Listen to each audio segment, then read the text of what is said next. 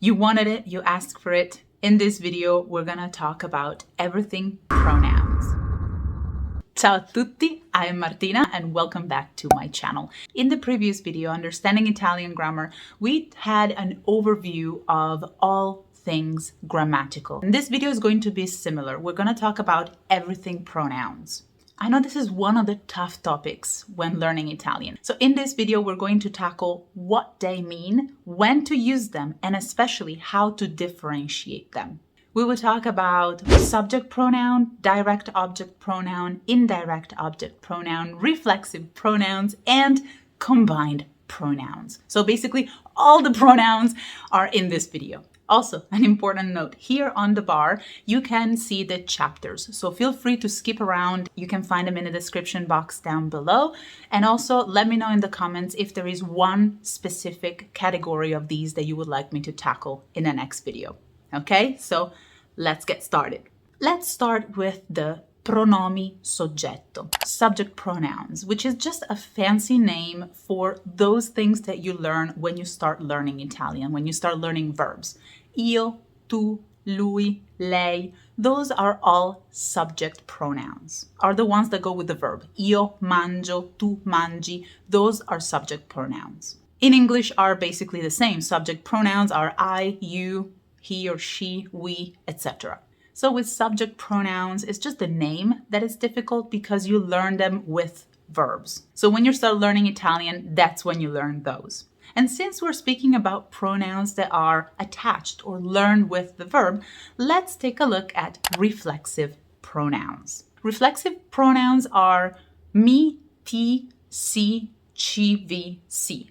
Don't worry, you don't need to learn them in this video. I just want to give you an overview of what they are, okay? So these are reflexive pronouns, and this is probably one of the most difficult pronouns to understand because it's a concept that in English it doesn't quite exist. If you think about the sentence, I wash the clothes, like you are doing an action to the clothes. It's you, the verb washing, and the object that you're washing, in this case, the clothes. Reflexive verbs are a different category, and I'm not going into detail of all the uses of reflexive verbs, but I want you to understand the concept today, okay? So the word say it all, reflexive, it reflect. Think about a mirror, okay? So when I wash the clothes, the action is going from me to the object. So nothing happened, is not reflexive. But if we have a reflexive, imagine like a mirror right here, right? So I do the action and the action reflects back on me. In English, it's just a different construction. You use the possessive, my hair. You can say, I wash her hair, I wash my hair. That's the same in English, but in Italian it's a little bit different because when the action comes back on the same person, is not transferred to another object, let's say the clothes, but it's just on me, I wash my own hair, then it's a reflexive verb. So for reflexive verb, key word is the mirror. Think about the mirror. I do, comes back to me. He does, dum dum, comes back to him, etc.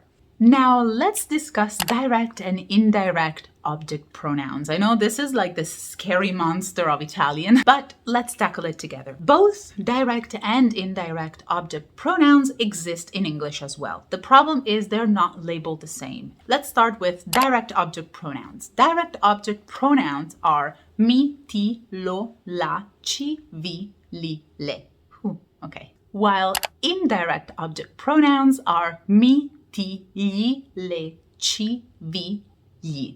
And at this point you say, well, they are all the same. If you remember the reflexive pronouns, they all sound the same. Me, how do I distinguish the me? We will see that in a second. But first, let's make a distinction between direct and indirect. If I give you the sentence, I read the book is our object, is the thing that specifies what I'm reading.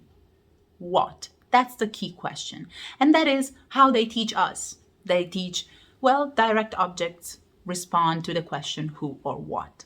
I read what, I see who, etc. The problem is in English, this doesn't quite translate really well. The concept itself is difficult. So what can we do about it? We can take a look at indirect object pronouns. If you take the sentence, I give the book to Sarah, the distinction that you have to notice is the and to. The, it's simply an article. It doesn't have a meaning. It just accompanies the word book. If you say book or the book, it doesn't really change. But if you say Sarah or to Sarah, that's when the meaning changes. Because if you say Sarah, I'm expecting Sarah goes or Sarah walks, etc. But if you say to Sarah, I know that she's receiving the action, she's not doing it. I give the book to Sarah.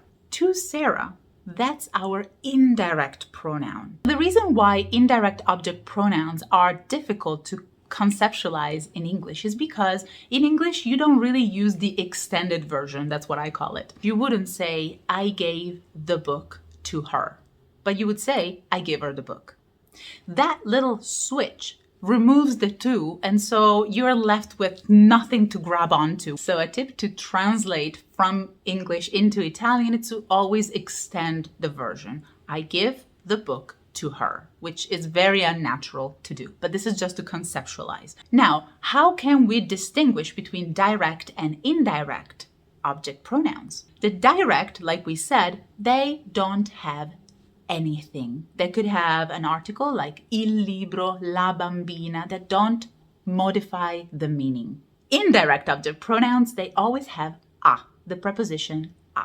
The preposition, if you think about a highway. When you say, I read the book, there's nothing blocking me, okay? Because the doesn't have a meaning, so I just run through it, okay? But when I say, do il libro a Sara, I give the book to her. The to her, we said that it changes the meaning. So when I'm on my highway, there is a roadblock and I have to go around it. This is the a. So you go around it. I give the book to her. A Sara, a me, a te, a lui, a Sandro, a loro, etc. Direct are not blocked, are straight with nothing that changes the meaning. While indirect pronouns, they have that little a, to, that changes the meaning. It changes from, hey, she's not doing it. She's just receiving my book, or she's receiving the action. I read the book. I read it. Lo leggo. Also, this is a good tip. 95% of pronouns, because of course there are some exceptions which we will not cover today, but 95% of the time, the pronouns in Italian are always before the verb. If you think about it, io mangio. That's a subject pronoun right before. Mi lavo, right before. I wash myself or I wash my hair, whatever. Lo leggo. I read it. In English is after, in Italian is before. So, io mangio, mi lavo, lo leggo. Indirect pronoun, le do il libro. I give her the book, or I give the book to her. Le do il libro. So you want to always place it before the verb in Italian, no matter what kind of pronoun it is.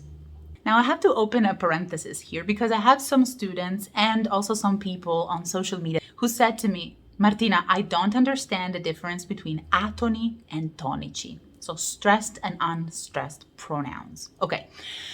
Let's make this clear. Yes, it's good to know stressed and unstressed pronouns. Yes, absolutely. Read through, be aware that they exist. But the difference between the two is not crucial. What does it mean? It means that what you do in English with your voice, and this is why in English it's called stressed or unstressed, in Italian just changes a little bit the pronoun. So for example, always speaking about Sarah, it could be le or a lei. Le is the unstressed, a lei is stressed. If this is difficult to remember, let's boil it down to this. In English, you can say the sentence in two different ways. She gave me the candy, or she gave me the candy. That's the stress unstressed. Lei mi dà una caramella, lei dà a me una caramella. So the meaning doesn't change, it changes your inflection, it changes what you are saying and where you want the person who listens to focus on. She gives me the candy, a me, not to you. That's to differentiate it. But in terms of meaning, it doesn't change. So stress, unstressed, don't stress about it. At this point, probably if you watch the whole video, you have a massive headache about me, ti, ci, vi, la la la, they all sound the same. So how can we distinguish object pronouns from reflexive pronouns? Well, the distinction is very simple. Let me explain. When you have a reflexive pronoun, the pronoun and the verb correspond. Take a look. Mi lavo. Io lavo, mi, because I am doing the action on my persona. Lui si lava. Lui lava, si, himself. The pronoun and the verb in reflexive forms, they always match. Whereas if it's an object, I am doing the action on something else. Mi chiama. Chiama, to call, it's he or she. Lui, lei, chiama. So in English, you say chiama me. He calls me. In Italian, we said 95% of the time, roughly, the pronoun is always before. So mi chiama. You focus first on the verb, chiamare, he calls. Chiama me. To recap, reflexive pronoun have the pronoun and the verb matching. If you figure out that the verb is he or she and the pronoun is he or she, chances are that's a reflexive verb. Instead, if you say mi chiamano, chiamano è loro, they call me. Okay, so this is how to distinguish the two. All right, let's wrap up this video with the last topic, which is combined pronouns. Combined pronouns sound so scary because you think, okay, so I didn't understand the direct, I don't know what indirect are, and you want me to combine them? Yes, so combined pronouns are possible only with direct and indirect object pronouns. Okay, so direct, indirect, not reflexive, not subject. So what are combined pronouns? Do they exist in English? Yes, it's the answer. Because think about the sentence, I give it to her. I gave it to her. These are two pronouns, one direct, one indirect, which, by the way, I forgot to mention it before, object pronouns are the only ones that are used to avoid the repetition. Combined pronouns are just this, and the order is fixed. So it's super easy. You don't even have to think about it. The only problem is that this order is backwards in Italian. If in English you say, I gave it to her, in Italian we go backwards. To her, it, I gave. Glielo do. This sounds super complicated, but once you imagine going backwards in your sentence, it will all make sense all of a sudden.